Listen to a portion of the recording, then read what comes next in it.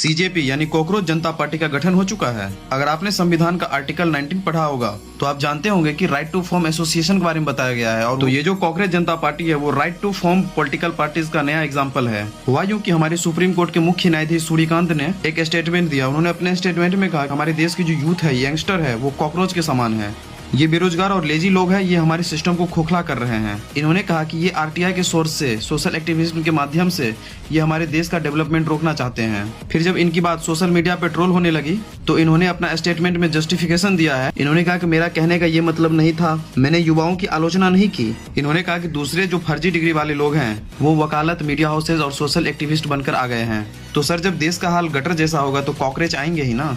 देश की जनता ने इस सरकार को इसलिए नहीं लाई थी कि ये बैठ के सिर्फ जुमलेबाजी करते। सर, जब देश की जनता आपको अच्छे दिन लाने के लिए लाया गया हो, देश को बेहतर बनाने के लिए लाया गया हो, लेकिन आप अगर बर्बाद करने पे ही लगे हो तो देश की जनता कॉकरोच तो बनेगी ही ना। तो इनके बातों का रिजल्ट ये हुआ कि नई पॉलिटिकल पार्टी बनी, सीजेपी। इनका अपना मोटो है, ये पार्टी डेमोक्रेटिक, सोशलिस्ट और सेक्युलरिज्म को मानने वाली यंगस्टर की पार्टी है। और इसके बाद इस पार्टी ने अपना मैनिफेस्टो भी जारी किया है जिसमें यंगस्टर की ही बात की है। इन्होंने अपने मैनिफेस्टो में बताया कि किसी भी न्यायाधीश को रिटायरमेंट के बाद राज्यसभा की सीट नहीं दी जाएगी। अगर किसी वोटर्स के नाम कटे तो chief election commission of India के ऊपर UAPA लगाया जाएगा। इन्होंने वुमेन रिजर्वेशन की बात की जिसने पार्लियामेंट में 33% से बढ़ाकर 50% किया जाएगा बिना किसी डिलिमिटेशन के।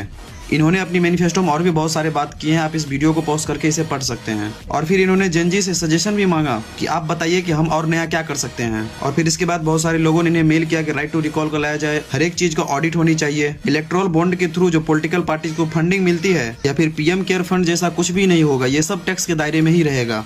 तो भाई ये जो कॉकरोच जनता पार्टी है ये तो सरकार के नाक में दम कर रखी है। एक दिन पहले तक इसके इंस्टा पे 100K फॉलोअर्स भी नहीं थे और अभी आप चेक करो इसके इंस्टा पे 3-4 मिलियन फॉलोअर्स हो गए हैं। तो भाई आपको क्या लगता है, क्या ये युवाओं की पार्टी टिक पाएगी या फिर ऑनलाइन आवाज बनकर ही रह जाएगी? अपने अपने विचार कमेंट्स में बताओ।